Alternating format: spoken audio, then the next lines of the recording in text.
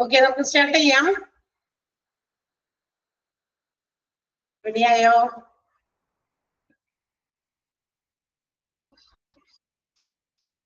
റെഡിയാണോ? എല്ലാരും ഉച്ച സമയൊക്കെ ആയതുകൊണ്ട് ഉറക്കത്തിലാണോ? അല്ല.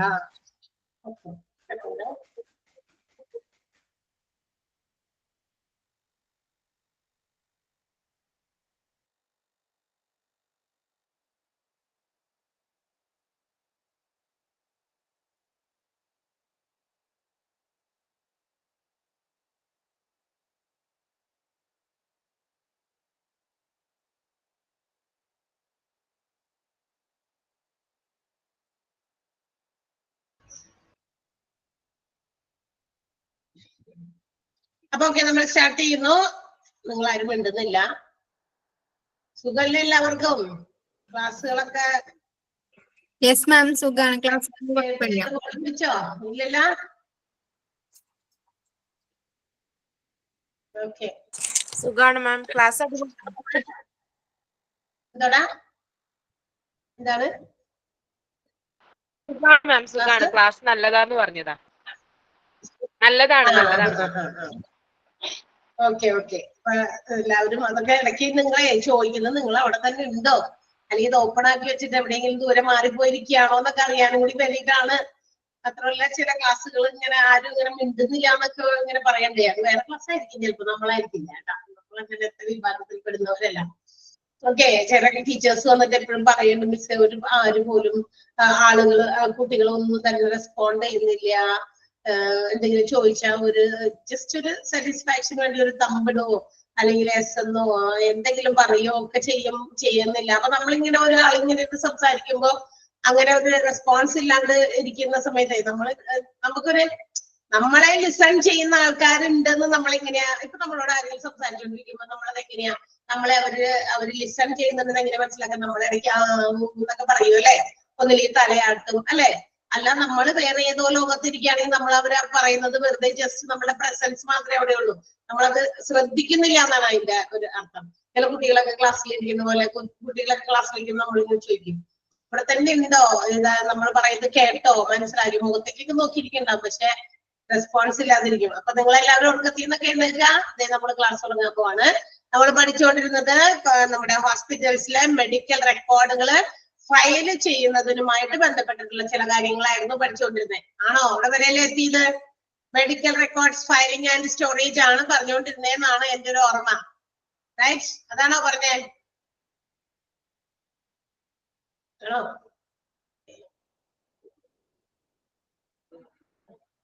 ഇത് റെസ്പോൺസ്. യെസ്, അതെ.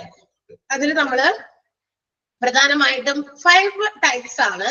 എന്താണ് നമ്മുടെ മെഡിക്കൽ റെക്കോർഡ്സ് സ്റ്റോർ ചെയ്യുന്ന അല്ലെങ്കിൽ ഫയൽ ചെയ്യുന്ന രീതി? 5 രീതിയിലുണ്ട്. അതിലേതെങ്കിലും ഒക്കെ ആയിരിക്കും ഓരോ ഡിപ്പാർട്ട്മെന്റുകളോ അല്ലെങ്കിൽ ഒരു ഹോസ്പിറ്റൽസോ ഫോളോ ചെയ്യാം. അത് ഏതൊക്കെയായിരുന്നു? Serial numbering and filing system, unit numbering and filing system, straight numeric filing, terminal digit filing and middle digit filing. ഇങ്ങനെ 5 രീതിയായിരുന്നു. അതിൽ 1ഉം 2ഉം നമ്മൾ പറഞ്ഞു കഴിഞ്ഞു എന്നാണ് എന്റെ ഒരു ഓർമ്മ.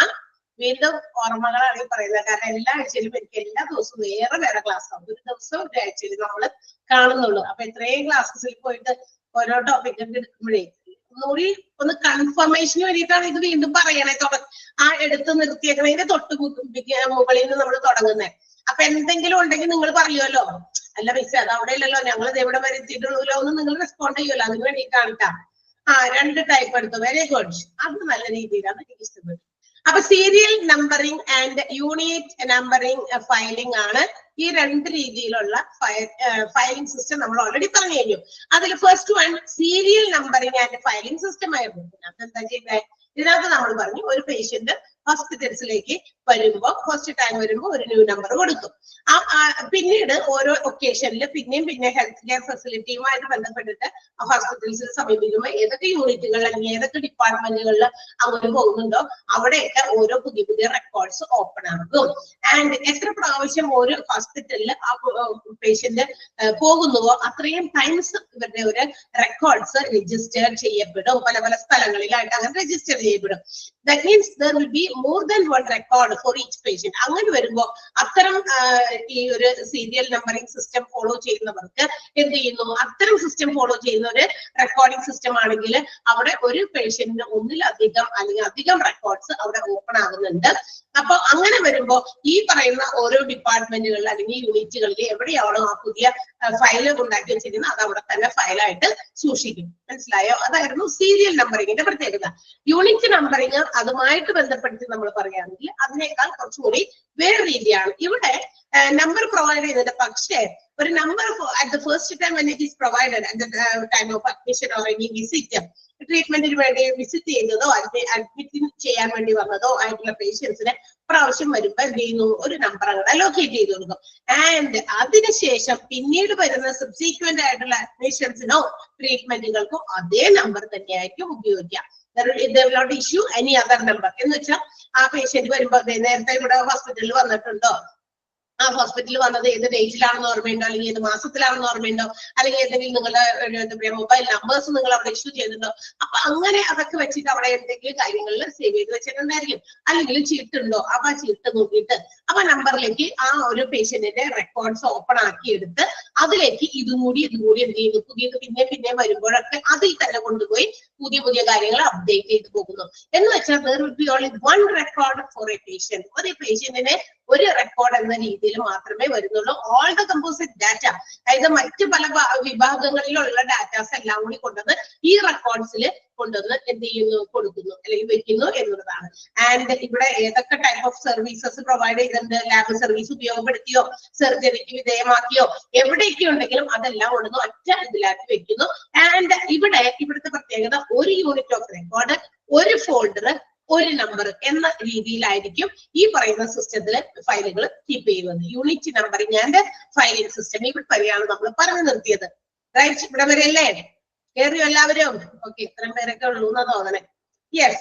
ഇനി മൂന്നാമത്തെ രീതിയാണ്, മൂന്നാമത്തെ റെക്കോർഡുകൾ സ്റ്റോർ ചെയ്യുന്ന മറ്റൊരു രീതി അല്ലെങ്കിൽ ഫയൽ ചെയ്യുന്ന രീതിയാണ് സ്ട്രെയിറ്റ് ന്യൂമറിക് ഫയലിംഗ് ആണ്. സ്ട്രെയിറ്റ് ന്യൂമറിക് എന്ന് വെച്ചാൽ ഓരോ റെക്കോർഡ്സിനും ഓരോ പേഷ്യന്റിന് വേണ്ടിയിട്ടുള്ള ഓരോ റെക്കോർഡ്സിനും എന്ത് ചെയ്യുന്നു, ഓരോ നമ്പറുകൾ അവര് ഫയലിന് നമ്പർ ഇട്ട് വെക്കും. ആ നമ്പറുകൾ എങ്ങനെയായിരിക്കും, അക്യുറേറ്റ് ആയിട്ടുള്ള ക്രോണോളജിക്കൽ ഓർഡറിലായിരിക്കും മെഡിക്കൽ റെക്കോർഡ് നമ്പറുകൾ ഇട്ടിരിക്കുന്നത്. Chronological means according to time, സമയത്തിനനുസൃതമായിട്ട് ഓരോരുത്തർക്കും ഓരോ കൃത്യമായ ഒരു നമ്പർ അങ്ങനെ പ്രൊവൈഡ് ചെയ്തിട്ടുണ്ടായിരിക്കും. ആ ഓരോ ഫയലുകൾ, ആ റെക്കോർഡുകളൊക്കെ ഫയലുകളാക്കി വെക്കുമ്പോൾ ഓരോ നമ്പർ കൊടുത്തിട്ടാണ് അത് ഫയൽ ചെയ്യുന്നത്. ആ ഫയലുകൾ ഒരു പ്രത്യേക രീതിയിലാണ്. നമ്മൾ PSC എക്സാംസ് എഴുതുന്നു, ബോർഡ് എക്സാംസ് കുട്ടികൾ എഴുതുന്നു അല്ലെ. അപ്പൊ ഒരു ഹോൾ ടിക്കറ്റ് നമ്പർ അല്ലെ, ഒരു ഹോൾ ടിക്കറ്റ് നമ്പർ ഉണ്ടായിരിക്കും. അതിന്റെ ആദ്യത്തെ കുറച്ച് ഡിജിറ്റ്സിലേക്ക് നോക്കിക്കഴിഞ്ഞാൽ അതൊരു കോമൺ നമ്പർ ആയിരിക്കും. അപ്പൊ എല്ലാം ഒരു കോമൺ നമ്പർ. ആൻഡ് ലാസ്റ്റത്തെ 2 ഡിജിറ്റ് അല്ലെങ്കിൽ ലാസ്റ്റത്തെ 3 ഡിജിറ്റ് അല്ലെങ്കിൽ 4 ഡിജിറ്റ് അതായിരിക്കും ഇങ്ങനെ മാറിക്കൊണ്ടിരിക്കുക. ആ മാറിക്കൊണ്ടിരിക്കുന്ന ലാസ്റ്റത്തെ കുറച്ച് ഡിജിറ്റ്സ് മാത്രം എങ്ങനെയായിരിക്കും, കോൺസിക്യൂട്ടീവ് ആയിട്ടുള്ള നമ്പേഴ്സ് ആയിരിക്കും എന്നുള്ളതാണ് പ്രത്യേകത.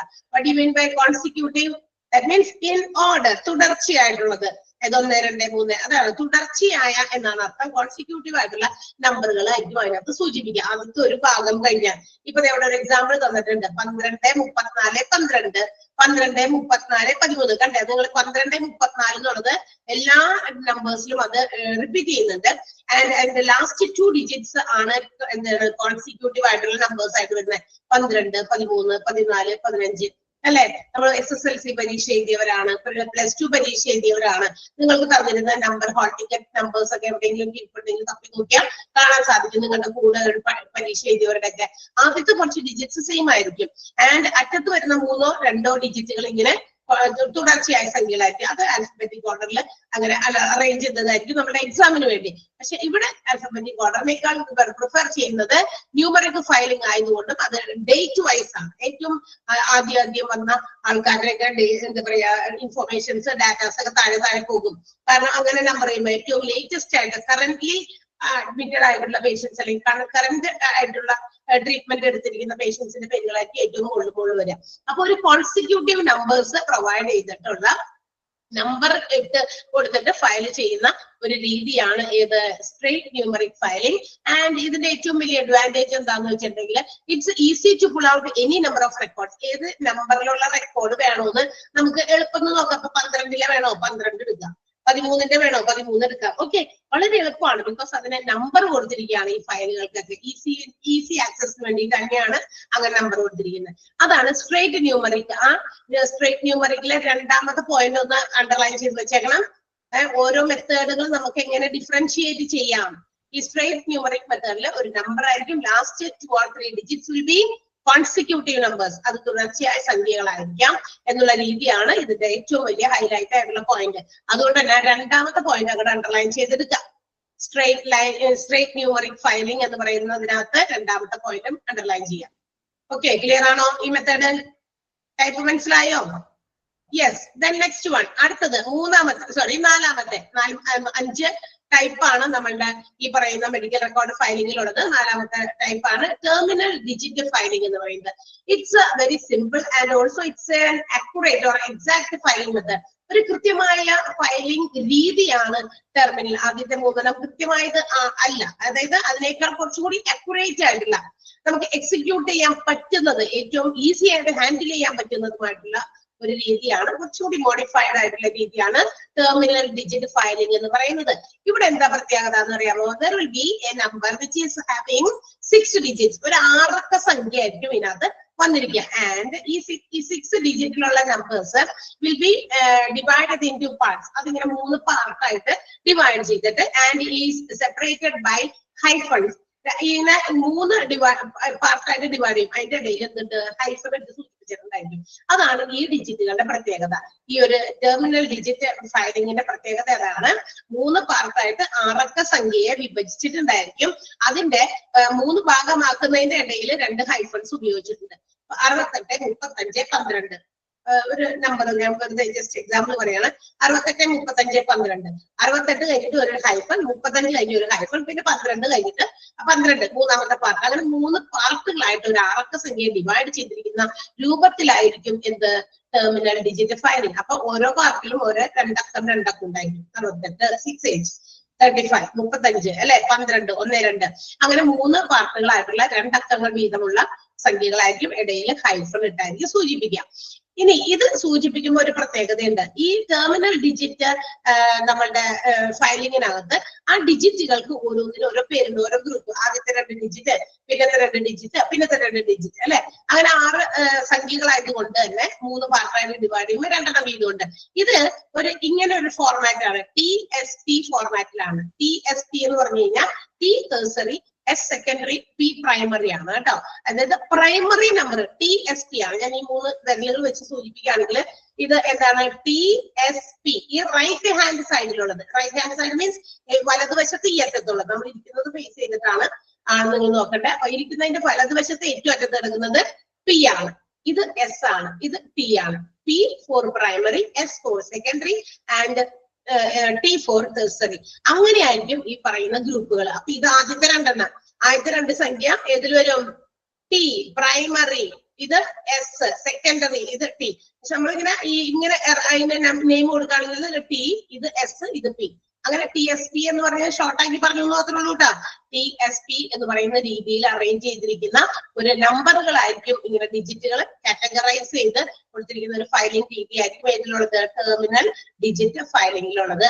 അപ്പൊ ഓർക്കുക, TSP ആകുമ്പോ P on the right hand side, primary എന്ന് പറയുന്ന ഡിജിറ്റ് വിഭാഗം ഏറ്റവും റൈറ്റ് ഹാൻഡ് സൈഡിലാണ്, വലതുവശത്താണ്.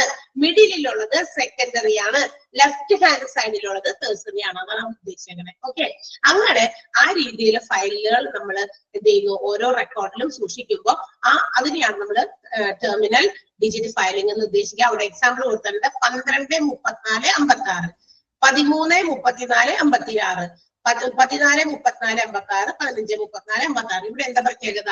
പ്രൈമറിയും സെക്കൻഡറിയും ഡിജിറ്റുകൾ മാറുന്നില്ല, അത് കോൺസ്റ്റന്റ് ആയിട്ടുള്ള നമ്പറുകളും. ആൻഡ് ടെർസറി വിഭാഗത്തിൽ, അതായത് ലെഫ്റ്റ് ഹാൻഡ് സൈഡിലുള്ള ടെർസറി ഡിജിറ്റുകൾ എന്ത് ചെയ്യുന്നു?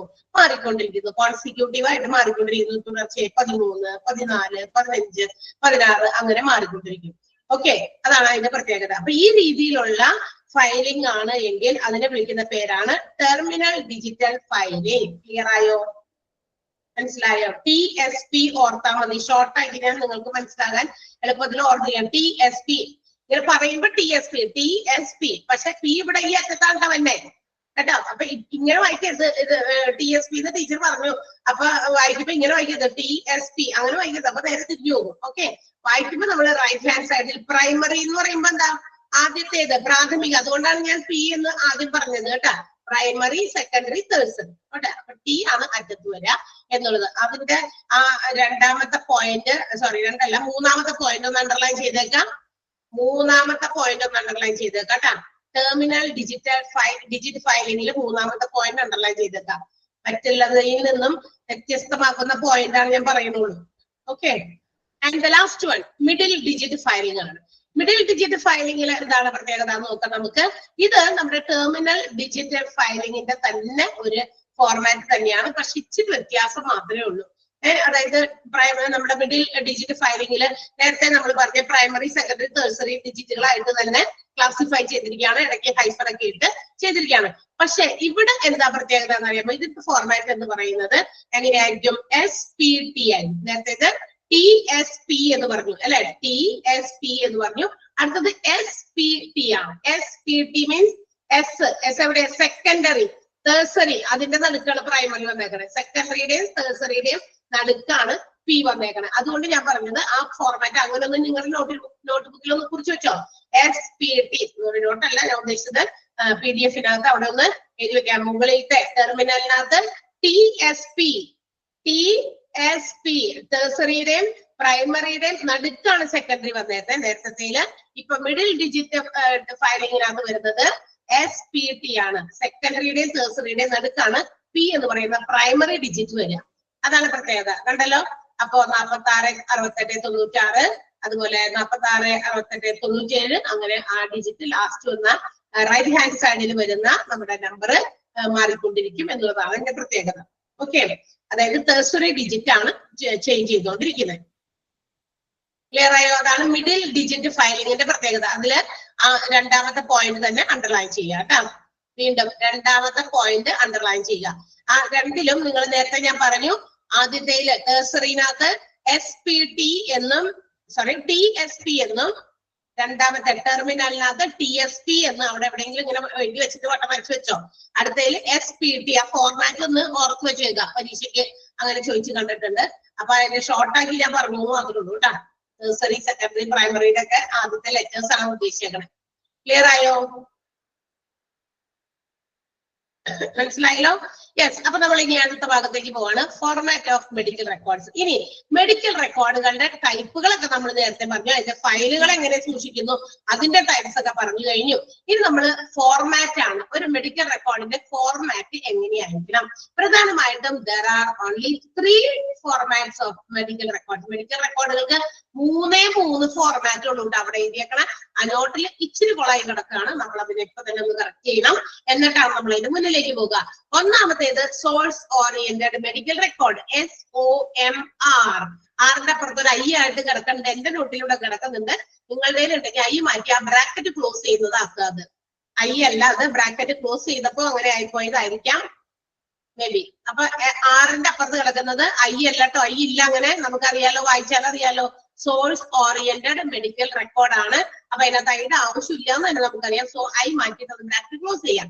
രണ്ടാമത്തേത് പ്രോബ്ലം ഓറിയന്റഡ് മെഡിക്കൽ റെക്കോർഡ് ആണ്. Problem oriented medical record, POMR. അതങ്ങനെ കറക്റ്റ് ആയിട്ടുണ്ട്.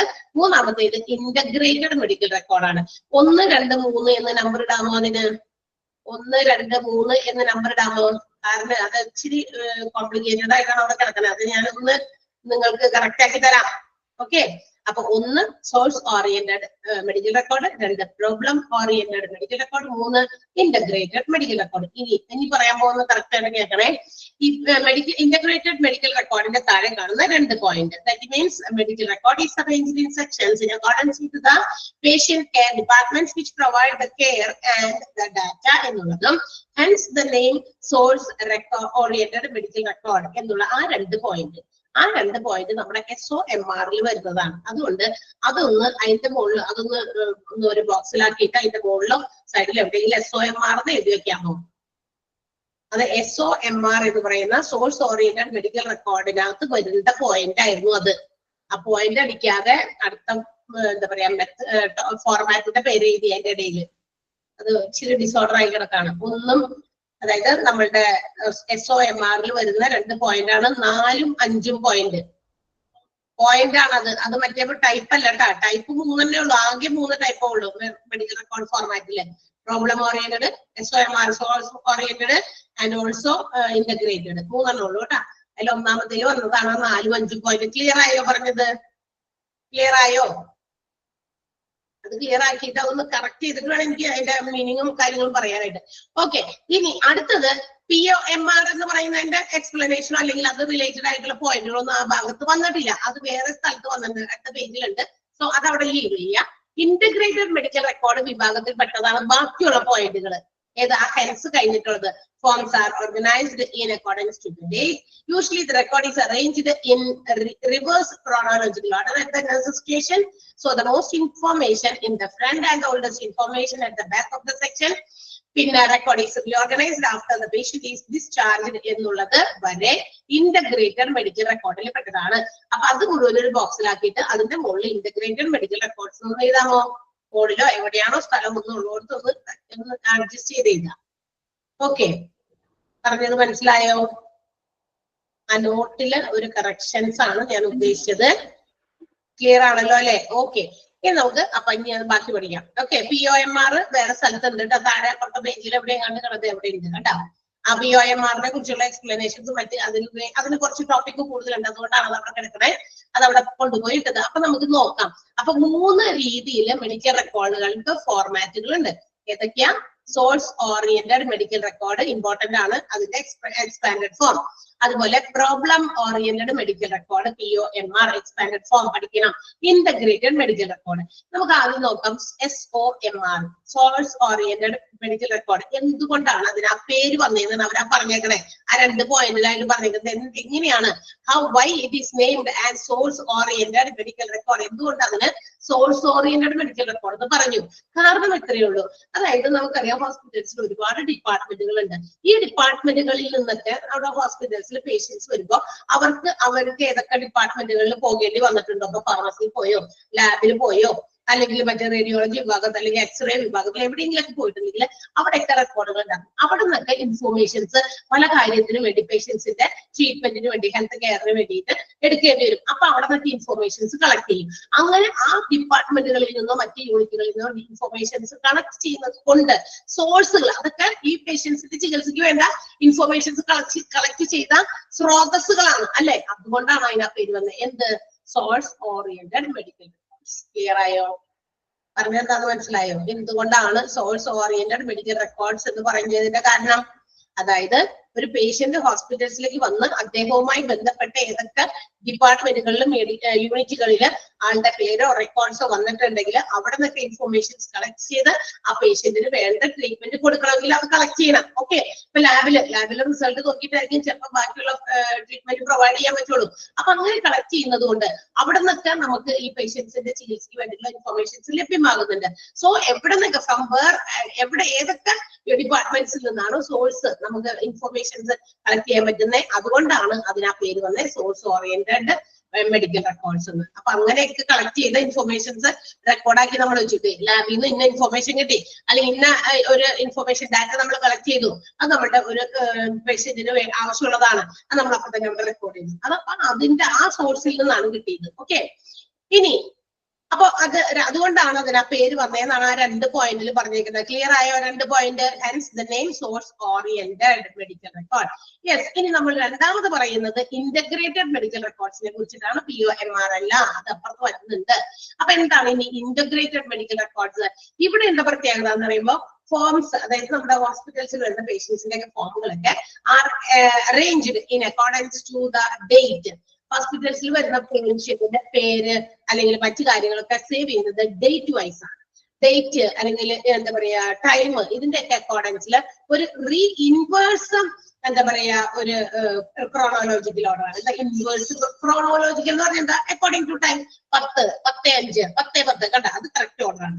അത് സമയത്ത് എന്നിട്ട് എന്ത് ചെയ്യും, ആ ഓർഡറിൽ വന്നിട്ട് അത് റീഇൻവേഴ്സ് ആകും. സോറി മീൻസ് ഇൻവേഴ്സ് ചെയ്യും എന്ന് വെച്ചാൽ എന്താ, തലതിരിക്കും എന്ന് പറഞ്ഞാൽ ഏറ്റവും അവസാനം വന്നത് മുകളിൽ വരുന്ന രീതിയിൽ കണ്ടോ. അപ്പൊ റെക്കോർഡിലേക്ക് വരുമ്പോ മെഡിക്കൽ റെക്കോർഡാക്കി വെക്കുമ്പോൾ ഏറ്റവും ലേറ്റസ്റ്റ് ആയിട്ട് വരുന്നവർ ഏറ്റവും മുന്നില്, പിന്നെ പിന്നെ പിന്നെ പിന്നെ അതിന്റെ താഴെ താഴെ ഓൾഡസ്റ്റ് റെക്കോർഡ്സ് വരുന്ന രീതിയിലായിരിക്കും ഓരോ സെക്ഷൻസിലും ഓരോ എവിടെയൊക്കെയാണോ പേഷ്യൻസിന്റെ ഇൻഫർമേഷൻസ് കളക്ട് ചെയ്യുന്ന എല്ലായിടത്തും അങ്ങനെയായിരിക്കും അറേഞ്ച് ചെയ്ത് വെക്കുക. അങ്ങനെ എന്താണ് നമ്മൾ ഒരു അതിനെയും കൂടിയാണ് നമ്മൾ ഇന്റഗ്രേറ്റഡ് മെഡിക്കൽ റെക്കോർഡ്സ് എന്ന് വിളിക്കുക.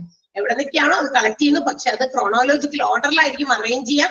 ക്രോണോളജിക്കൽ ഓർഡറിന്റെ ഇൻവേഴ്സ് ഓർഡറിലായിരിക്കും അതൊക്കെ ഫയലുകളായിട്ട് സൂക്ഷിക്കുക. So the most information in the front, ഏറ്റവും നിയറസ്റ്റ് ആയിട്ടുള്ള ഏറ്റവും ഇമ്പോർട്ടന്റ് ആയിട്ടുള്ള നിയറസ്റ്റ് ആയിട്ടുള്ള ഇൻഫർമേഷൻസ് ഏറ്റവും മുകളിലും ഏറ്റവും ഫ്രണ്ടിലും, അതിന്റെ ഓൾഡസ്റ്റ് ഇൻഫർമേഷൻസ് ബാക്കിലും വരുന്ന രീതിയിലായിരിക്കും ഇത് അറേഞ്ച് ചെയ്തിരിക്കുക. അതാണ് ഇന്റഗ്രേറ്റഡ് മെഡിക്കൽ റെക്കോർഡ്സിന്റെ പ്രത്യേകത. ഓക്കെ, ആൻഡ് ആഫ്റ്റർ ദാറ്റ് ഇനി when the patient is discharged all these records are reorganised. ഇനി പേഷ്യന്റ് അഡ്മിഷൻ ഒക്കെ കഴിഞ്ഞു കുറെ കഴിയുമ്പോൾ അയാൾക്ക് ഡിസ്ചാർജ് കഴിഞ്ഞ് കഴിയുമ്പോൾ ബാക്കി എല്ലാ റെക്കോർഡ്സ് കൂടി റീഓർഗനൈസ് ചെയ്യും. എന്ന് വെച്ചാൽ വീണ്ടും ഒന്നുകൂടി തരംതിരിച്ച് അറേഞ്ച് ചെയ്ത് വേറെ എവിടെയെങ്കിലും മാറ്റി വെക്കുന്നതാണ്. ഡിസ്ചാർജ് പോയി കഴിഞ്ഞിട്ടാണ് ബാക്കിയുള്ള റീഓർഗനൈസേഷൻസ് ഒക്കെ ചെയ്യുന്നത്.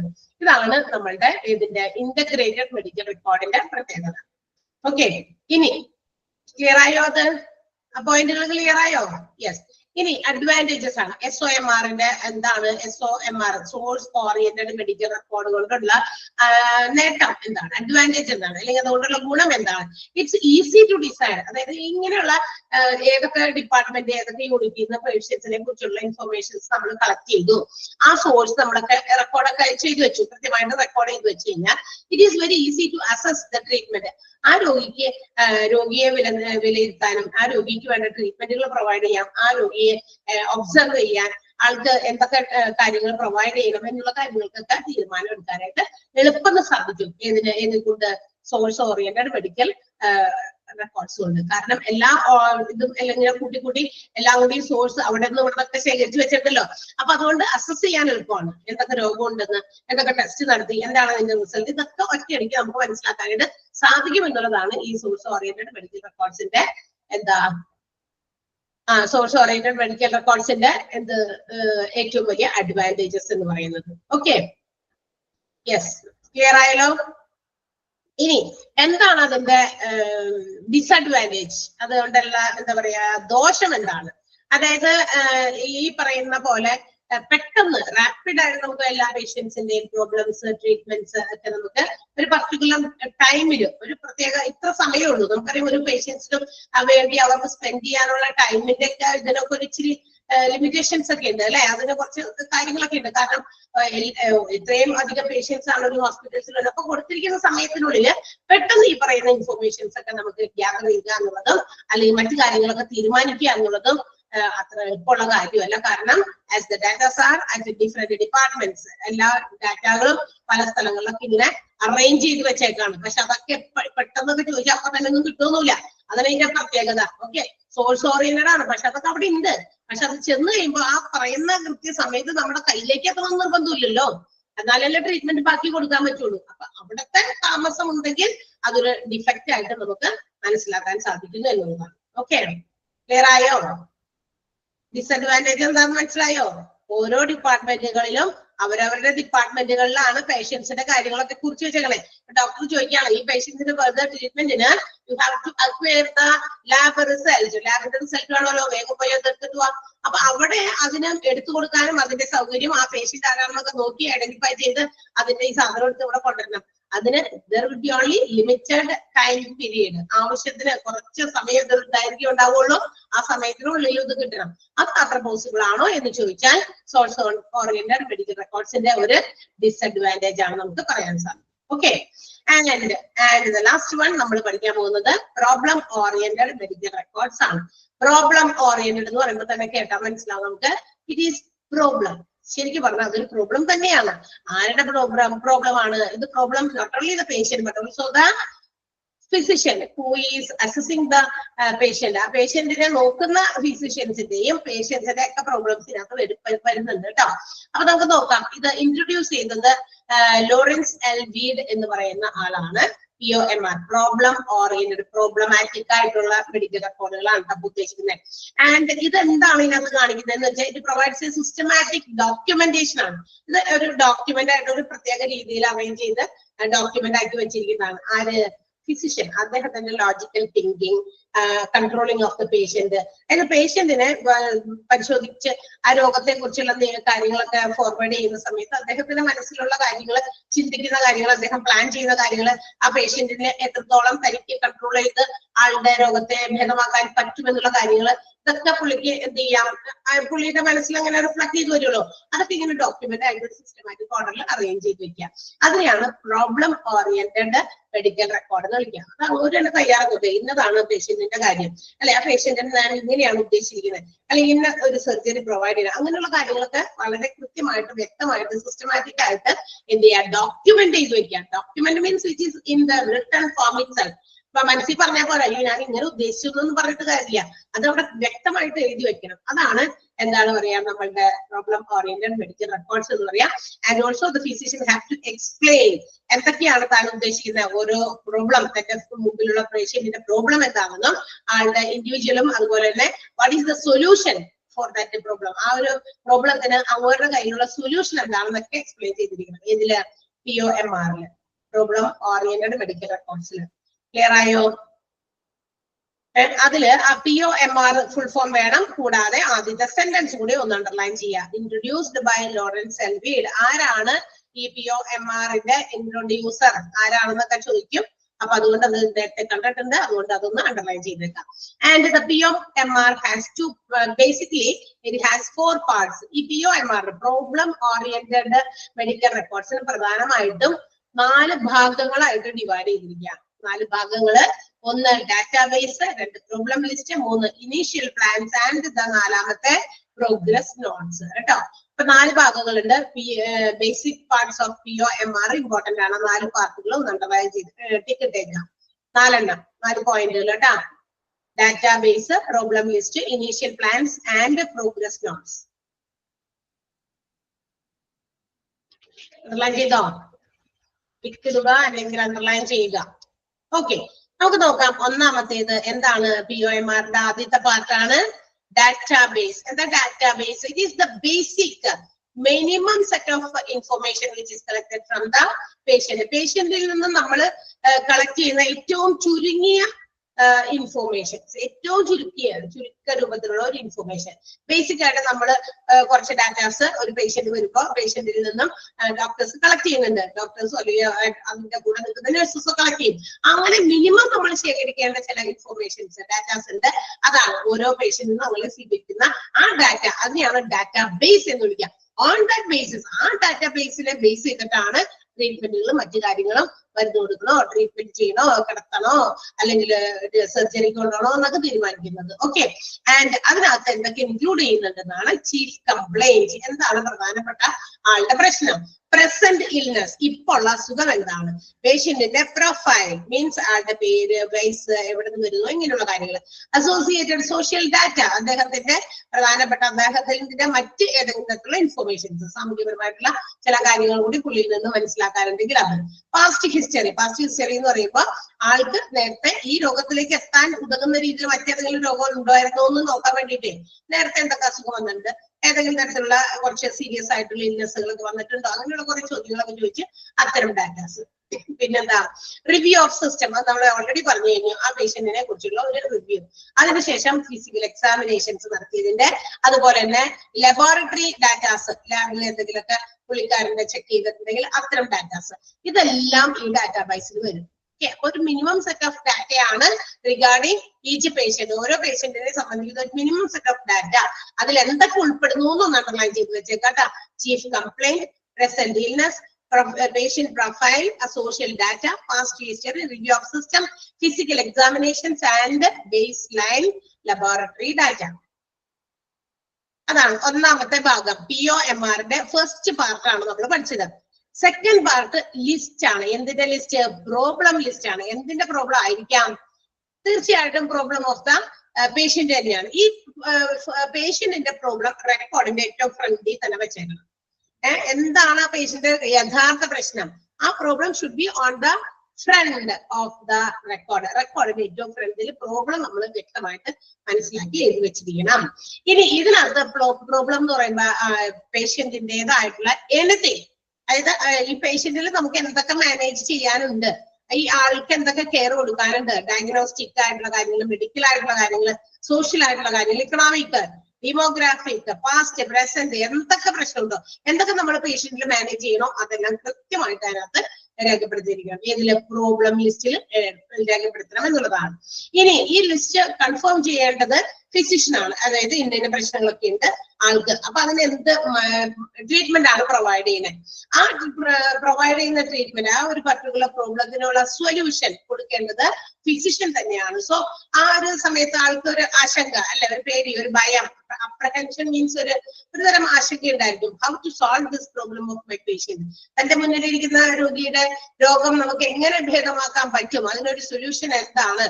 അപ്പൊ ചിലപ്പോൾ ഇപ്പോഴത്തെ കാലത്ത് നമുക്ക് പറയാൻ പറ്റില്ല. കാരണം ഇന്ന് ഓരോ അസുഖം, നമ്മൾ പണ്ടും നേരത്തെയും പറഞ്ഞിട്ടുണ്ട് ഫസ്റ്റ് മൊഡ്യൂളൊക്കെ പഠിച്ചുകൊണ്ടിരുന്നപ്പോ, ഇപ്പൊ ഉണ്ടാകുന്ന രോഗങ്ങളുടെ ആ ഒരു രീതി തന്നെ മാറി, സ്റ്റൈലുകൾ തന്നെ മാറി. പണ്ടൊക്കെ ഉണ്ടായിരുന്ന രോഗത്തെ കുറിച്ച് കേൾക്കുന്നില്ല, എന്നാൽ ഇപ്പോൾ കേൾക്കുന്നത് ഭയങ്കരമായിട്ടുള്ള, ഒരു പ്രാവശ്യം നമ്മളിൽ വന്ന് പെട്ടാൽ നമ്മളെ നിന്നും പിരിഞ്ഞു പോകാൻ ഇഷ്ടമില്ലാത്ത പലതരം രോഗങ്ങളാണെന്ന് ഏറ്റവും കൂടുതൽ ആളുകൾക്കുള്ള, അല്ലെ? ഷുഗർ, പ്രഷർ, കൊളസ്ട്രോള്, അല്ലെ, തൈറോയിഡ്, ഇതൊക്കെ 1 കിലോ വന്നുപോയോ, അതൊക്കെ വന്ന് ഇനിയിപ്പോ പറഞ്ഞത് കാര്യമില്ല, അതൊക്കെ നീ നമ്മളെ കൊണ്ടേ പോകും, നമ്മളിൽ വിട്ടുപോകാൻ ഇഷ്ടമില്ലാഞ്ഞിട്ട് അവിടെ തന്നെ കൂടിയിരിക്കുകയാണ് എന്നൊക്കെ നമുക്ക് തോന്നും. പക്ഷെ പണ്ടൊക്കെ ആയിരുന്നു വെച്ചാൽ വേറെ ഏതെങ്കിലുമൊക്കെ തരത്തിലുള്ള രോഗങ്ങളെ ഉണ്ടായിരുന്നുള്ളൂ.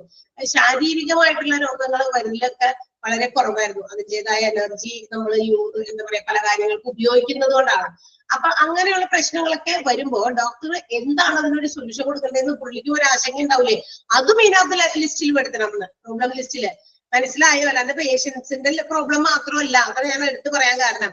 പേഷ്യൻസിന്റെ പ്രോബ്ലം മാത്രമല്ല, ആ പേഷ്യൻസിന്റെ പ്രോബ്ലത്തിന് what solution can I give, എന്ത് സൊല്യൂഷൻ എനിക്ക് അതിന് കൊടുക്കാൻ പറ്റും, അതും പുള്ളി അതിനകത്ത് അതിന്റെ ആ ഒരു സോൾവ് ചെയ്യാനുള്ള ഒരു പുള്ളിക്കാരന്റെ ഒരു ആശങ്ക, അങ്ങനെയുള്ള കാര്യങ്ങളൊക്കെ ഉണ്ടെങ്കിൽ അത് ആശങ്കയില്ലാത്ത കാര്യമാണെങ്കിൽ കുഴപ്പമില്ല, വേഗം തന്നെ അങ്ങനെ ചെയ്യാം. പക്ഷെ ഇത് തന്നെ ആയിരിക്കോ ഒരു കൺക്ലൂഷനിലേക്ക് എത്താനായിട്ട് ഇച്ചിരി സമയം എടുക്കുമായിരിക്കും ചിലപ്പോ. ആ ടൈമില് അതിനെ കുറിച്ച് പഠിച്ച് മനസ്സിലാക്കി എടുക്കുന്ന സമയം വരെ പുള്ളിക്ക് ആശങ്കയായിരിക്കും. അത് സക്സസ് ആവോ, ഇത് തന്നെയാണോ, അങ്ങനെയൊക്കെയുള്ള കുറെ കാര്യങ്ങൾ ഉണ്ടാവും. നമ്മള് എന്താ പറയാ മുമ്പിലിരിക്കുന്ന പേഷ്യന്റിന് ഇന്ന രോഗമാണെന്ന് നേരത്തെ പലരിലും കണ്ട് നേരത്തെ ഉള്ള സിംറ്റംസ് ഒക്കെ ആണെങ്കിൽ ഓക്കെ ഇത് തന്നെയാണ്, കുഴപ്പമില്ല, ഇത് തന്നെയാണ് ആ രോഗം എന്ന് കൺഫേം ചെയ്യാം. പക്ഷെ ഇപ്പോഴത്തെ സ്ഥിതിഗതികളൊക്കെ മാറി. മുമ്പിലിരിക്കുന്ന പേഷ്യന്റ് ഓരോ പ്രാവശ്യം വരുമ്പോ ഓരോരുത്തരും പല പല രോഗമായിട്ടാണ് വരുന്നത്. ചിലപ്പോഴൊക്കെ അവർ കേട്ടിട്ട് പോലും ഒന്നും ഉണ്ടാവില്ല, അല്ലെ? അപ്പൊ അതിനെ കുറിച്ച് ഐഡിയ കിട്ടുന്നത് വരെ അവന് ഒരു ആശങ്ക ഉണ്ടായിരിക്കും. അതാണ് ഉദ്ദേശിച്ചത് കേട്ടാ. And also it contains abnormal finding. പിന്നെ ആ രോഗിയിൽ എന്തൊക്കെ കണ്ടെത്തി, അല്ലെ? ഇപ്പൊ എന്തെങ്കിലും രോഗവുമായിട്ട് വന്നു, പക്ഷെ നമ്മൾ അയാളില് വേറെയും ചില കാര്യങ്ങളൊക്കെ അബ്നോർമൽ ആയിട്ടുള്ള കാര്യങ്ങൾ കണ്ടെത്തിയിട്ടുണ്ട്. എന്താ പറയാ ഫിസിയോളജിക്കൽ ആയിട്ടുള്ള കാര്യങ്ങൾ ഡിറ്റക്ട് ചെയ്തത്, അവരുടെ ശാരീരികപരമായിട്ടുള്ള കാര്യങ്ങൾ ഡിറ്റക്ട് ചെയ്തതോ മറ്റേതെങ്കിലും സ്പെസിഫിക് ആയിട്ടുള്ള ഡയഗ്നോസിസ് ചെയ്തതോ അതിൽ നിന്നൊക്കെ പുള്ളിക്കാരെ കണ്ടെത്തിയ അബ്നോർമൽ ഫൈൻഡിങ്സ് അതും ഈ പ്രോബ്ലം ലിസ്റ്റിൽ നമുക്ക് കൊടുക്കാം. പിന്നെ മാത്രമല്ല additions and also changes can be made in this list. ഈ ലിസ്റ്റിൽ പുതിയത് കണ്ടെത്തിയ കാര്യങ്ങൾ ആഡ് ചെയ്യാം. ഉണ്ടായ ഏതെങ്കിലും പ്രശ്നത്തെ പുള്ളി സോൾവ് ചെയ്തിട്ടുണ്ടെങ്കിൽ അത് ഡിലീറ്റ് ചെയ്യാം, അല്ലെ? അത് മാറ്റാം. ഇത് ഇന്നത് സോൾവ്ഡ് ആണ്, ഇത് സോൾവ് ചെയ്ത പ്രോബ്ലം ആണ്, അപ്പൊ ഓക്കെ അത് മാറ്റാം. അങ്ങനെ പ്രോബ്ലംസ് നമ്മൾ മാർക്ക് ചെയ്തതും ഡ്രോപ്പ് ചെയ്തതും വേണ്ടാന്ന് വെച്ചതും തീർത്തതുമായിട്ടുള്ള എല്ലാം ഇതും എന്ത് ചെയ്യണം, ഈ ലിസ്റ്റിൽ ഉൾപ്പെടുത്തണം. അപ്പൊ പ്രോബ്ലം ലിസ്റ്റിൽ ഒരുപാട് പ്രോബ്ലംസ് തന്നെയാണ് regarding the patient and also how to solve it. അത് ഫിസിഷ്യന്റെ ഭാഗത്തുള്ള പ്രോബ്ലമും അതെല്ലാം കൂടി ചേർന്നതാണ് പ്രോബ്ലം ലിസ്റ്റ് എന്ന് പറയുന്നത്. ഓക്കെ, മനസ്സിലായല്ലോ അല്ലെ? വായിച്ച് മനസ്സിലാക്കാം. പറഞ്ഞു തന്നിട്ടുണ്ട്. അപ്പൊ അത് എങ്ങനെയാണോ ഒന്നുകൂടിയൊക്കെ ഒന്ന് വായിച്ചും കൂടി നോക്കുമ്പോ ക്ലിയർ ആയിക്കോളും. നെക്സ്റ്റ് മൂന്നാമത്തെ പാർട്ട് ഓഫ് നമ്മുടെ POMRന്റെ പ്രോബ്ലം ഓറിയന്റഡ് മെഡിക്കൽ റെക്കോർഡിന്റെ മൂന്നാമത്തെ ഭാഗമാണ് ഇനീഷ്യൽ പ്ലാൻസ്. എന്താണ് ഇനീഷ്യൽ പ്ലാൻസ്? ഒരു പേഷ്യന്റിന്റെ കണ്ടീഷൻ മനസ്സിലാക്കിയാൽ ഐഡന്റിഫൈ ചെയ്താൽ physician has to learn more about എന്താണ് ആ പേഷ്യന്റിന്റെ പ്രശ്നം എന്ന് മനസ്സിലാക്കണം, ആളുടെ കണ്ടീഷൻ എന്താണെന്ന് മനസ്സിലാക്കണം, ഹൗ ടു ട്രീറ്റ്, എങ്ങനെയാണ് ട്രീറ്റ് ചെയ്യേണ്ടതെന്ന് മനസ്സിലാക്കണം, and also have to give some instructions to the പേഷ്യന്റിന് വേണ്ട നിർദ്ദേശങ്ങൾ കൊടുക്കണം. അപ്പൊ ഇതിനെ കുറിച്ചൊക്കെ അത് എങ്ങനെ നല്ല രീതിയിൽ ചെയ്യാൻ പറ്റും എന്നുള്ളത് ഡിസൈഡ് ചെയ്യുക, നേരത്തെ കൂട്ടി തീരുമാനിക്കുക. അതാണ് എന്ത് വിളിക്കുക, പ്ലാൻ എന്ന് പറഞ്ഞാൽ എന്താ, നേരത്തെ കൂട്ടി നമ്മൾ ഡിസൈഡ് ചെയ്ത് വെക്കുന്നതാണ് പ്ലാൻസ് എന്ന് പറയുന്നത്. പിന്നെ അത് എക്സിക്യൂട്ട് ചെയ്യുന്നത് അടുത്ത സ്റ്റെപ്പാണ്. നേരത്തെ കൂട്ടി പ്ലാൻ ചെയ്യുന്നു, അതിനുശേഷമാണ് ചില കാര്യങ്ങൾക്ക് നമുക്ക് പ്ലാനിങ് ആവശ്യമുണ്ട് അല്ലെ. നമ്മളിപ്പോ ട്രിപ്പ് പോകുന്നു, നമുക്കൊരു പ്ലാനിങ് വേണം, എവിടെ തുടങ്ങണം, എവിടെ പോകണം അല്ലെ, അതിന് എത്ര ഫണ്ട് വരും, അങ്ങനെയൊക്കെ അല്ലെ, അങ്ങനെയൊക്കെ ആരെയൊക്കെ കൂട്ടണം, അങ്ങനെയൊക്കെ നമ്മൾ തീരുമാനിക്കാണ്ട് വണ്ടി എവിടെ ഏൽപ്പിക്കാം. അതുപോലെ തന്നെ പേഷ്യന്റ് തന്റെ മുന്നിൽ വന്ന് ആളുടെ പ്രശ്നങ്ങളൊക്കെ പറഞ്ഞു കഴിയുമ്പോൾ എന്താണ് പേഷ്യന്റിന്റെ കണ്ടീഷൻ, ആൾക്ക് എന്താണ് ട്രീറ്റ്മെന്റ് കൊടുക്കേണ്ടത്, എന്ത് ഇൻസ്ട്രക്ഷൻസ് കൊടുക്കണം, ഇതിനെ കുറിച്ച് നേരത്തെ പ്ലാൻ ചെയ്യാം. ആൻഡ് ആ പേഷ്യന്റില് ഡൗട്ട് ചെയ്ത കാര്യങ്ങൾ എന്ന് വെച്ചാൽ ഇന്നതായിരിക്കാം എന്ന് സംശയാസ്പദമായിട്ടൊക്കെ തോന്നിയ കാര്യങ്ങൾ should be noted down, ruled out എന്ന് പറഞ്ഞാൽ അതും എഴുതി വെക്കണം. ആൻഡ് ഓൾസോ ഇനീഷ്യൽ പ്ലാൻസ് എന്തൊക്കെയാണോ അതും ആളുടെ സ്പെസിഫിക് പ്ലാൻസ് എന്തെങ്കിലും ഉണ്ടെങ്കിൽ പ്രോബ്ലംസ് വീണ്ടും കണ്ടുപിടിച്ചിട്ട് അതൊക്കെ കാറ്റഗറൈസ് ചെയ്ത് ചിലപ്പോ ഒരു രോഗവുമായിട്ട് വന്ന് കണ്ടെത്തിയപ്പോ കുറെ രോഗങ്ങളൊക്കെ ഉണ്ടായി, അതൊക്കെ കാറ്റഗറൈസ് ചെയ്ത് they have to find more information, പേഷ്യന്റിനെ സംബന്ധിക്കുന്ന കൂടുതൽ കാര്യങ്ങളൊക്കെ കളക്ട് ചെയ്ത് അതിന് വേണ്ട ട്രീറ്റ്മെന്റുകളും മറ്റു കാര്യങ്ങളൊക്കെ പ്രൊവൈഡ് ചെയ്യണം. അതിന് കാറ്റഗറൈസ് ചെയ്യണം, ഇങ്ങനെ രീതിയിൽ അതിനെ തരംതിരിച്ച് അതിനുള്ള പ്ലാൻസും ഈ പറയുന്ന ഇനീഷ്യൽ പ്ലാനിൽ വരും. പിന്നെ എന്തെങ്കിലും തെറാപ്പീസ് പ്രൊവൈഡ് ചെയ്യണോ, അതായത് മരുന്ന്, അതുപോലെ മറ്റു പ്രൊസീജിയേഴ്സ്, മറ്റേതെങ്കിലും തരത്തിലുള്ള കാര്യങ്ങളൊക്കെ ഉണ്ടെങ്കിൽ അത്. പിന്നെ അവസാനം പേഷ്യന്റ് എഡ്യൂക്കേഷൻ എന്താ, അവിടെ കിടത്തിയിട്ട് വേറെ ഏതെങ്കിലുമൊക്കെ ഡിഗ്രികളോ അല്ലെങ്കിൽ PG ഒക്കെ കൊടുത്തു വിടാനാണോ? അല്ല, ഈ പറയുന്ന ട്രീറ്റ്മെന്റുകളെ സംബന്ധിക്കുന്നതാകാം, മരുന്നുകളെ സംബന്ധിക്കുന്നതാകാം. ചില പേഷ്യൻസിനൊക്കെ പല പേടിയൊക്കെ ഉണ്ടായിരിക്കും പലതിനെ സംബന്ധിച്ചത്. അപ്പൊ അത്തരം കാര്യങ്ങളിലൊക്കെ അവരെ പേടി മാറ്റാനൊക്കെയുള്ള ചില കൗൺസിലിംഗ് പോലെയുള്ള എഡ്യൂക്കേഷൻസ് പ്രൊവൈഡ് ചെയ്യുക. അതൊക്കെ ഇനീഷ്യൽ പ്ലാൻ ആണ്. ചില പ്രശ്നങ്ങൾക്കാണ്, എല്ലാത്തിനും ഇങ്ങനത്തെ കാര്യങ്ങളൊക്കെ ഉണ്ടെന്നല്ല കേട്ടോ. അല്ല, വലിയ കോംപ്ലിക്കേറ്റഡ് ആയിട്ടുള്ള ക്രിട്ടിക്കൽ ആയിട്ടുള്ള ഇൽനെസ്സുകൾക്ക് ഇതൊക്കെ വളരെ കൃത്യമായിട്ട് ചെയ്യേണ്ടത് നിർബന്ധമാണ്. Okay, yes. അടുത്തത് പ്രോഗ്രസ് നോട്ട് ആണ്. പ്രോഗ്രസ് നോട്ട് എന്ന് പറഞ്ഞാൽ എന്താ, ഓരോ പ്രശ്നവും പേഷ്യൻസിന്റെ അതെല്ലാം ക്ലിയർ ചെയ്തു മരുന്നൊക്കെ കൊടുത്ത് after that they have to make some follow up of each problem. ഓരോ പ്രശ്നത്തിന്റെ ഫോളോ അപ്പ് ചെക്ക് ചെയ്യുക അല്ലെ, എങ്ങനെയുണ്ട് ഓരോ പേഷ്യന്റ് എങ്ങനെയായിരിക്കുന്നു എന്നുള്ളത്. അത് ഇങ്ങനെ നമ്പർ ഇട്ടിട്ടാണ് ലിസ്റ്റ് ചെയ്യുക. അവരെ ഓരോ പ്രോഗ്രസ് നോട്ട്സും they have to number and also give the title. അതിനൊക്കെ ഓരോ പ്രോബ്ലത്തിനും ഓരോ ടൈറ്റിലൊക്കെ കൊടുത്ത് നമ്പർ ചെയ്ത് എടുക്കുക. അങ്ങനെ ടൈറ്റിലിട്ട് നമ്പർ ചെയ്ത് ഓരോ പ്രോബ്ലംസിനെ നമ്മളിങ്ങനെ എന്ത് ചെയ്യുക, അവര് ഡിറ്റക്ട് ചെയ്ത കാര്യങ്ങളൊക്കെ ഒരു പ്രോഗ്രസ് നോട്ടുകളൊക്കെ എന്ത് ചെയ്യുക, ഇതെല്ലാം ഐഡന്റിഫൈ ചെയ്ത് കൃത്യമായിട്ട് നമ്പർ ഇട്ട് എഴുതി വെക്കുക. അങ്ങനെ നമ്പർ ഇട്ട് എഴുതി വെക്കുമ്പോൾ ഇത് കണ്ടെയ്ൻസ് സോപ്പ്, SOAP എന്ന ക്യാപിറ്റൽ ലെറ്റേഴ്സിലാണ് എഴുതിയിരിക്കുന്നത്. നമ്മൾ ബാക്കി ക്ലീനിങ്ങിനും മറ്റും ഉപയോഗിക്കുന്ന സോപ്പ് അല്ല, അല്ലാതെയുള്ള ഒരു സോപ്പാണ് ഇവിടെ. ആ സോപ്പ് എന്താണെന്ന് അടിയിൽ പറയുന്നുണ്ട്, പറയാം. അപ്പൊ സോപ്പ് എന്നത് ഫോളോ ചെയ്താണ് പ്രോഗ്രസ് നോട്ട്സിന്റെ നമ്പറിങ് കൊടുക്കേണ്ടത്. അപ്പൊ എന്താണ് ആ സോപ്പ് എന്ന് ഉദ്ദേശിക്കുന്നത്? It is the process of receiving a not.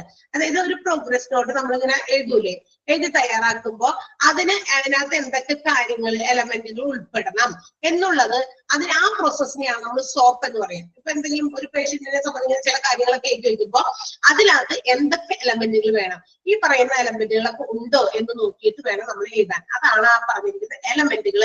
ആ എലമെന്റുകളെയാണ് നമ്മളിവിടെ ഇങ്ങനെ ക്ലാസിഫൈ ചെയ്യുന്ന പോലെ ഇങ്ങനെ ക്യാപിറ്റൽ ലെറ്റേഴ്സ് ഉപയോഗിച്ച് എഴുതിയിരിക്കുന്നത്. S for subjective, O for objective and A for assessment, P for plan. ആ P for plan എന്നുള്ളത് ഒന്ന് ഡാർക്ക് ചെയ്ത് അവിടെയും ഒരു സ്ക്വയർ ബുള്ളറ്റ് അവിടെ ഇട്ടേക്കാട്ടാ. ഇവിടെ ഒരു ബുള്ളറ്റിന്റെ കുറവുണ്ട്. ബിക്കോസ് അസസ്മെന്റ് കഴിഞ്ഞിട്ട് പിന്നെ അടുത്തത് ആൻഡ് കഴിഞ്ഞ് ഇവിടെ ഒരു പ്ലാൻ ഒറ്റയ്ക്ക് എടുക്കണം. പ്ലാൻ അതിനകത്തുള്ളതാ. P for plan ആണ് കേട്ടാ സോപ്പ്. അപ്പൊ ഒരു ഹോസ്പിറ്റലിൽ വരുന്ന പേഷ്യന്റിന് ഇങ്ങനെ പ്രോഗ്രസ് നോട്ട്സ് ഒക്കെ തയ്യാറാക്കുന്നത് സോപ്പ് എന്ന് പറയുന്നതിന്റെ അടിസ്ഥാനത്തിലാണ്. സബ്ജക്റ്റീവ്, ആളിൽ കണ്ടെത്തിയ സിംറ്റം, എന്ത് സിംറ്റമാറ്റിക് ആയിട്ടുള്ള കാര്യവുമാണ് നമ്മൾ പേഷ്യന്റിന് കണ്ടെത്തിയത്. അതിനുശേഷം ഒബ്ജക്റ്റീവ് ആണ്. ഒബ്ജക്റ്റീവ് എന്താ? മെഷറബിൾ. നമുക്ക് കറക്റ്റ് ആയിട്ട് നമുക്ക് അത് മെഷർ ചെയ്യാൻ പറ്റുമോ, പേഷ്യന്റിന്റെ രോഗത്തെ മെഷർ ചെയ്യാൻ പറ്റുമോ, കറക്റ്റ് ആയിട്ട് ഒബ്സർവ് ചെയ്യാൻ പറ്റുമോ എന്നുള്ളതാണ് അതാണ് ഒബ്ജക്റ്റീവ്. അസസ്മെന്റ് പിന്നെ നമ്മളെ വിലയിരുത്തലാണ്. Impression about the present condition, ഇപ്പോഴത്തെ ആ രോഗിയുടെ കണ്ടീഷന്റെ ആ ഒരു ഇന്റർപ്രിട്ടേഷൻ, അതാണ് അസസ്മെന്റ്, വിലയിരുത്തല്. പി എന്ന് പറഞ്ഞാൽ പ്ലാനിങ് ആണ്. ഇനി എന്താണ് ചെയ്യേണ്ടത്, ആ രോഗിക്ക് എന്ത് ട്രീറ്റ്മെന്റ് കൊടുക്കണം എന്നുള്ള കാര്യങ്ങളൊക്കെയാണ് എന്തിൽ വരാം, പിയിൽ വരാം, പ്ലാനിങ് ആണ്. ഓക്കെ, അപ്പൊ നമ്മുടെ ഓരോ പ്രോഗ്രസ് നോട്ട്സും ഇങ്ങനെ കറക്റ്റ് ആയിട്ട് ആപ്റ്റ് ആയിട്ടുള്ള ടൈറ്റിലൊക്കെ കൊടുത്ത് നമ്പറൊക്കെ ഇട്ട് ഈ സോപ്പ് എന്താ പറയാ, സോപ്പിന്റെ ആ ഒരു പ്രൊസീഡിങ്സിലാണ് നമ്മളത് രേഖപ്പെടുത്തി വെക്കുക. Subjective, objective, assessment and plan. ആ സോപ്പിന് എക്സ്പാൻഡഡ് ഫോം എന്ന് വരും, അത് ചോദിക്കാറുണ്ട്. POMR, SOMR ഒക്കെ ചോദിച്ചിട്ട് പോലെ SOAP, അതിനകത്ത് A എന്തിനെ സൂചിപ്പിക്കുന്നു അല്ലെങ്കിൽ P എന്തിനെ സൂചിപ്പിക്കുന്നു എന്നൊക്കെ ചോദിച്ചു കണ്ടിട്ടുണ്ട്. കൂടാതെ അതിന്റെ first sentence, the process of proceeding not by any or following element, അതിനെയാണ് നമ്മൾ സോപ്പിംഗ് എന്ന് വിളിക്കുക. അതുപോലെ ലാസ്റ്റ് സെന്റൻസ് കൂടി റൈറ്റിംഗ് പ്രോഗ്രസ് നോട്ട്സ്, അതാണ് വ്യക്തമായ സെന്റൻസ് അവിടെ എഴുതി വെച്ചിട്ടുണ്ട്. പ്രോഗ്രസ് നോട്ടുകള് POMR പ്രോബ്ലം ഓറിയന്റഡ് മെഡിക്കൽ റെക്കോർഡ്സിന്റെ ഫോർമാറ്റിനകത്ത് നമ്മൾ പ്രോഗ്രസ് നോട്ടുകൾ എഴുതുന്നതിനെയാണ്, ആ ഒരു പ്രോസസ്സിനെയാണ് സോപ്പിംഗ് എന്ന് വിളിക്കുക. സോപ്പിംഗ് എന്നാണ് വിളിക്കുക. അപ്പൊ പ്രോബ്ലംസ് ലിസ്റ്റ് ചെയ്യുമ്പോൾ ഈ പറയുന്ന കാര്യങ്ങളൊക്കെ മനസ്സിലാക്കിക്കോണം. Subjective, objective, assessment, plan. ആ ലാസ്റ്റത്തെ സെന്റൻസ് ഒന്ന് അണ്ടർലൈൻ ചെയ്യാം കേട്ടോ. The writing progress notes in the POMR format is often referred to as sopping. Clear ആയോ? സോപ്പ് അണ്ടർലൈൻ ചെയ്യാം, സോപ്പിംഗ് അണ്ടർലൈൻ ചെയ്യാം. സോപ്പിംഗ് എന്ന് പറഞ്ഞിരിക്കുന്ന സെന്റൻസ്.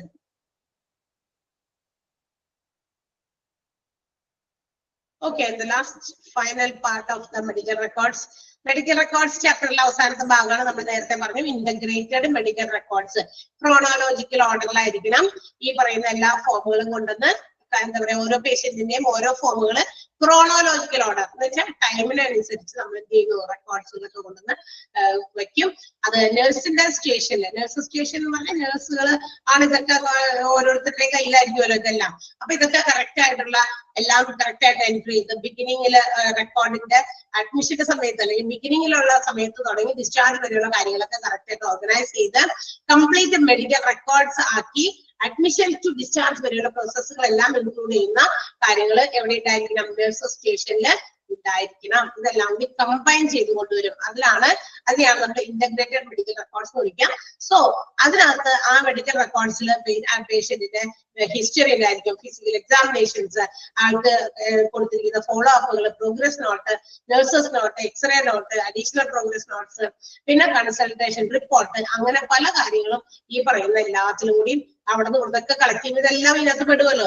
അതുകൊണ്ടാണ് ഇന്റഗ്രേറ്റഡ് മെഡിക്കൽ റെക്കോർഡ്സ് എന്ന് പറയാൻ കാരണം. അല്ലെങ്കിൽ എല്ലായിടത്തുനിന്നും കളക്ട് ചെയ്ത് കൊണ്ടുവന്ന് വെച്ചിരിക്കുന്ന ഒരു റെക്കോർഡുകളായിരിക്കും ഇവിടെ വരിക, ഇന്റഗ്രേറ്റഡ് മെഡിക്കൽ റെക്കോർഡ്സ്. അതിൽ എന്താ പറയുക, integrated medical records combined in strict chronological order കേട്ടാ. ക്രോണോളജിക്കൽ ഓർഡറിലായിരിക്കണം ഇത് അറേഞ്ച് ചെയ്ത് വെക്കേണ്ടത്. ക്ലിയർ ആയോ? നേരത്തെ പറഞ്ഞ കാര്യം തന്നെയാണ്. ആ ഒരു പോയിന്റുകൾ വായിച്ചു നോക്കിയാലും മതി. ഇത് അത് തന്നെയാണ് ഇവിടെ വേറെ രീതിയിൽ പറഞ്ഞിരിക്കുന്നത് മാത്രം. ക്ലിയർ? ഓക്കെ. ആൻഡ് ഇതിന്റെ അഡ്വാൻറ്റേജും ഉണ്ട്, ഡിസഡ്വാൻറ്റേജും ഉണ്ട്. എല്ലാത്തിനും അതിൻ്റെതായ എന്താ പറയുക, നല്ല വശം ഉണ്ടായിരിക്കും, ചീത്ത വശം ഉണ്ടായിരിക്കുമല്ലോ. അപ്പൊ നമ്മുടെ ഇന്റഗ്രേറ്റഡ് മെഡിക്കൽ റെക്കോർഡ്സിന്റെ ഏറ്റവും പ്രധാനപ്പെട്ട ഒരു അഡ്വാൻറ്റേജ് എന്ന് പറയുന്നത് ഇൻഫോർമേഷൻസ്, നമുക്ക് ഒരു പേഷ്യന്റിനെ സംബന്ധിക്കുന്ന ഇൻഫോർമേഷൻസ് അല്ലെങ്കിൽ ആ പേഷ്യന്റിന്റെ ഒരു full episode of health care, ഒരു രോഗത്തിന് വേണ്ടി വന്നു, ആ ഒരു ഹെൽത്ത് കെയറിന്റെ ഒരു ഫുൾ എപ്പിസോഡ് എന്ന് പറയാൻ കാരണം എന്താ, അഡ്മിറ്റ് ചെയ്തിരിക്കുന്ന പേഷ്യൻസ് വന്ന് അഡ്മിറ്റ് ആയത് മുതൽ ഡിസ്ചാർജ് ചെയ്ത് പോകുന്നത് വരെ, അതാണ് ഒരു എപ്പിസോഡ് എന്ന് ഉദ്ദേശിക്കുന്നത്. ആ സമയത്ത് ഉള്ള എല്ലാ വിവരങ്ങളും ഇന്റഗ്രേറ്റ് ചെയ്ത് വെച്ചേക്കുന്നതുകൊണ്ട് ഒരു എക്സാക്ട് പിക്ചർ എന്താണ് ആ പേഷ്യന്റിനെ സംബന്ധിക്കുന്ന അല്ലെങ്കിൽ പേഷ്യന്റിന്റെ രോഗത്തെ സംബന്ധിക്കുന്ന, മാത്രമല്ല പേഷ്യന്റിന്റെ രോഗത്തിന് കൊടുക്കുന്ന ട്രീറ്റ്മെന്റുകൾക്കുള്ള ആളുടെ റെസ്പോൺസ്, ഇതിനെയൊക്കെ സംബന്ധിക്കുന്ന ഒരു കംപ്ലീറ്റ് പിക്ചർ നമുക്ക് കിട്ടും.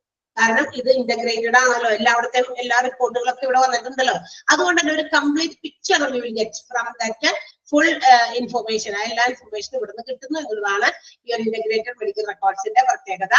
ആൻഡ് മാത്രമല്ല, we can decide the patient's progress, പേഷ്യന്റിന്റെ പ്രോഗ്രസ് പെട്ടെന്ന് മനസ്സിലാക്കാനും ഈ ഒരു മെത്തേഡ് കൊണ്ട് അല്ലെങ്കിൽ മെഡിക്കൽ റെക്കോർഡ്സ് ഈ ഒരു സിസ്റ്റം കൊണ്ട് സാധിക്കുന്നുണ്ട് എന്നുള്ളതാണ്. സിമിലർലി ഇതിന് അതിൻ്റെതായ ഒരു ദൂഷ്യവശം എന്നുള്ളത് ഡിഫിക്കൽട്ട് ടു കമ്പയർ. അതായത് ഈ മെഡിക്കൽ റിപ്പോർട്ടുകളൊക്കെ ചില മെഡിക്കൽ റിപ്പോർട്ട്സ് ഒക്കെ നമുക്ക് കമ്പയർ ചെയ്യാനൊക്കെ പാടായിരിക്കും. കാരണം ഉണ്ടല്ലോ, അപ്പൊ ഒരാളുടെ ബ്ലഡ് ഷുഗർ ഫാസ്റ്റിംഗ് ലെവൽ നോക്കി, അപ്പൊ ഫാസ്റ്റിംഗിൽ ഒരാളുടെ ബ്ലഡ് ഷുഗർ ലെവൽ നോക്കി കഴിഞ്ഞു അടുത്ത ആള് പിന്നെ അടുത്ത ക്രോണോളജിക്കൽ ഓർഡറിലല്ലേ, ടൈമിനനുസരിച്ചില്ല അടുത്ത ആള് വന്ന് അതൊക്കെ നോക്കി. അതിൽ നിന്ന് ലിസ്റ്റിൽ നിന്ന് നമുക്ക് ഇച്ചിരി കണ്ടെത്താൻ ഇച്ചിരി ബുദ്ധിമുട്ടായിരുന്നു. പിന്നീട് പിറ്റേ ദിവസം അല്ലെങ്കിൽ പിന്നെ ഏതെങ്കിലും സമയത്തായിരിക്കും വീണ്ടും നോക്കിയേക്കുക. അപ്പൊ പിന്നെ അത് വേറെ സ്ഥലത്തായിരിക്കും അത് കിടക്കുക. അപ്പൊ അങ്ങനെ ഒറ്റ ഗ്ലാൻസിൽ ഇതൊക്കെ എടുത്ത് കണ്ടുപിടിക്കുക എന്നുള്ളത് ഇച്ചിരി ബുദ്ധിമുട്ടുള്ള കാര്യമാണ്. കാരണം ഒരു ടൈപ്പ് ഓഫ് റെക്കോർഡല്ല, എല്ലാവരുടെയും റെക്കോർഡ് ഇതിനകത്ത് ഒരുമിച്ചുണ്ടായിരിക്കും. അപ്പൊ ഒരു ഇൻഡിവിജ്വലിന്റെ ഒരു ടൈമിൽ ഒരു റെക്കോർഡ് മാത്രമേ നമുക്ക് അവിടെ സൂക്ഷിക്കാൻ പറ്റുള്ളൂ. അത് കഴിയുമ്പോൾ അടുത്ത ആൾ വന്നു, അടുത്ത ആൾ വന്നു, അടുത്ത ആൾ വന്നു. അപ്പൊ അവരുടെയൊക്കെ വീട്ടിൽ ഇതിന്റെ മുകളിൽ കൂടി കയറി വരുമ്പോ കുറച്ച് ഡിസ്റ്റൻസിൽ പോകും അല്ലെ, ആളുടെ പിന്നെ അടുത്ത ലെവലിൽ നമ്മൾ എവിടെയാ കണ്ടുപിടിച്ചെന്നുള്ളത് എത്തിപ്പിടിക്കാനായിട്ട് ബുദ്ധിമുട്ട് വരും. അത് ഒരു എക്സ്ക്യൂസ് പറയുന്നതാണ് ഇവര്. അങ്ങനെ ഒരു ഡിസഡ്വാൻറ്റേജ് കൂടി നമ്മുടെ ഇന്റഗ്രേറ്റഡ് മെഡിക്കൽ റെക്കോർഡ്സിൽ ഉണ്ട് എന്നാണ് പറയുന്നത്. ഓക്കെ, അപ്പൊ എല്ലാത്തിനും അതിൻ്റെതായ നല്ല വശം ഉണ്ടായിരിക്കും, ചീത്ത വശമൊക്കെ ഉണ്ടായിരിക്കുമല്ലോ, അതുപോലെ തന്നെ. അപ്പൊ നമ്മുടെ മെഡിക്കൽ റെക്കോർഡ്സ് എന്ന് പറയുന്ന ചാപ്റ്റർ ആണ് നമ്മൾ എടുത്തുകൊണ്ടിരുന്നത്. അതാണ് തീർന്നത്. നമ്മൾ അടയാളപ്പെടുത്താൻ പറഞ്ഞ കാര്യങ്ങളൊക്കെ നിങ്ങൾ അടയാളപ്പെടുത്തിയിട്ടാവും വിചാരിക്കുന്നു. ഇന്റഗ്രേറ്റഡ് മെഡിക്കൽ റെക്കോർഡ്സിനകത്ത് നമ്മൾ നേരത്തെ അണ്ടർലൈൻ ചെയ്ത് വെച്ചിട്ടുണ്ട്. അപ്പൊ അത് മതി. അപ്പൊ ഇതിനകത്ത് സോപ്പ് എന്ന് പറയുന്നതിന്റെ എക്സ്പാൻഡഡ് ഫോം ലാസ്റ്റ് ഈ സെന്റൻസ് ഞാൻ അടയാളപ്പെടുത്താൻ പറഞ്ഞു. അതൊന്ന് അടയാളപ്പെടുത്തിയിട്ടാവുമല്ലോ. സോപ്പിംഗ് അണ്ടർലൈൻ ചെയ്തിരുന്നോ? സോപ്പിംഗ് ഒന്നുകൂടി പറയാം. അടയാളപ്പെടുത്താൻ പറഞ്ഞ കാര്യം ഇന്നും ഇന്നലെയൊക്കെ പറഞ്ഞത് ഏതാണോ, കഴിഞ്ഞ ദിവസമൊക്കെ നമ്മൾ അടയാളപ്പെടുത്തിയത് ശരിയാണോ എന്ന് അറിയാൻ വേണ്ടിട്ടാ. മാർക്ക് ചെയ്തോ? പോയോ എല്ലാവരും? ഇല്ല. ഓക്കെ. പിന്നെ സോപ്പിന്റെ ആ 4 അക്ഷരങ്ങൾ എന്തിനെയൊക്കെ റെപ്രസെന്റ് ചെയ്യുന്നു എന്നുള്ളത് കേട്ടോ, അതൊന്ന് ടിക്ക് ചെയ്യാം. Subjective, objective, assessment, plan. Okay. പിന്നെ വന്നത് നമ്മളുടെ എന്താ പറയാ,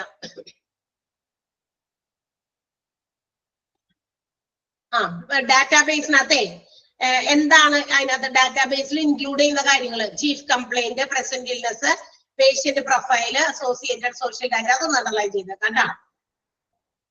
ഡാറ്റാബേസ് POMRന്റെ പാർട്സ് ഇല്ലേ, അതിനകത്ത് ഡാറ്റാബേസ് എന്ന് പറഞ്ഞൊരു പോയിന്റ് പറഞ്ഞു. എന്തൊക്കെയാണ് ആ ഡാറ്റാബേസിൽ വരുന്നതെന്ന്? പേഷ്യന്റിന്റെ പ്രധാനപ്പെട്ട കംപ്ലൈന്റ് എന്താണ്, ഇപ്പോഴത്തെ അസുഖം എന്താണ്, പ്രൊഫൈല്, ആളുടെ സോഷ്യൽ ഡാറ്റ, അങ്ങനെയുള്ള കാര്യങ്ങളൊക്കെ. പിന്നെ POMRന്റെ ആ പാർട്സ് 4 പാർട്ടുകൾ: database, problem list, initial plans and progress notes. പിന്നെ POMR ഇൻട്രൊഡ്യൂസ് ചെയ്ത ആളുടെ പേര് ലോറൻസ് എൽ വീഡ്. ചെയ്യാത്തവരുണ്ടെങ്കിൽ ചെയ്യാൻ വേണ്ടിയിട്ടാണ് ഒന്നുകൂടി പറയണേ. പിന്നെ നമ്മൾ പറഞ്ഞത് SOMR, POMR അതിന്റെ ആ ഒരു ഫുൾ ഫോംസ് കേട്ടോ, ഫുൾ ഫോംസ് ആണ് പിന്നെ പറഞ്ഞത് ടെർമിനൽ ഡിജിറ്റ് ഫയലിംഗിലും മിഡിൽ ഡിജിറ്റ് ഫയലിംഗിലും അതിൽ 2 പോയിന്റുകൾ മാർക്ക് ചെയ്യാനായിട്ട് പറഞ്ഞിരുന്നു. ടെർമിനൽ ഡിജിറ്റ് ഫയലിംഗിലെ 3ാമത്തെ പോയിന്റും മിഡിൽ ഡിജിറ്റ് ഫയലിംഗിലെ 2ാമത്തെ പോയിന്റുമാണ് ഞാൻ അണ്ടർലൈൻ ചെയ്യാൻ പറഞ്ഞത്. അതായത് ആ പ്രൈമറി, ടേഴ്സറി, സെക്കൻഡറി ഒക്കെ എവിടെ വരുന്നു എന്ന് കാണിക്കാനാണ്. അത് ചോദിച്ചു കണ്ടിട്ടുണ്ട്. ഓക്കെ. പിന്നെ സീരിയൽ നമ്പറിംഗ് എന്ന് കേൾക്കുമ്പോ കുറെ നമ്പർ ഉണ്ടായിരുന്നു. 1ാമത്തെ പോയിന്റ് മാർക്ക് ചെയ്യാൻ പറഞ്ഞിരുന്നു എന്നാണ് എന്റെ ഒരു ഓർമ്മ. സീരിയൽ നമ്പറിംഗില് 1ാമത്തെ പോയിന്റും യൂണിറ്റ് നമ്പറിംഗില് 1ാമത്തെ പോയിന്റും, ആ 2 പോയിന്റും അണ്ടർലൈൻ ചെയ്താൽ മതി. ബാക്കിയുള്ളത് നിങ്ങൾ വായിച്ച് മനസ്സിലാക്കിയാൽ മതി.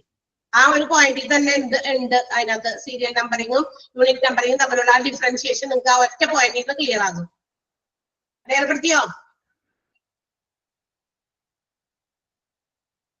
യെസ്. പിന്നെ ഈ 5 മെത്തേഡുകളുടെ പേരുകൾ, 5 മെത്തേഡുകളുടെ ഫയലിംഗ് മെത്തേഡുകളുടെ പേരുകൾ 5 എണ്ണം.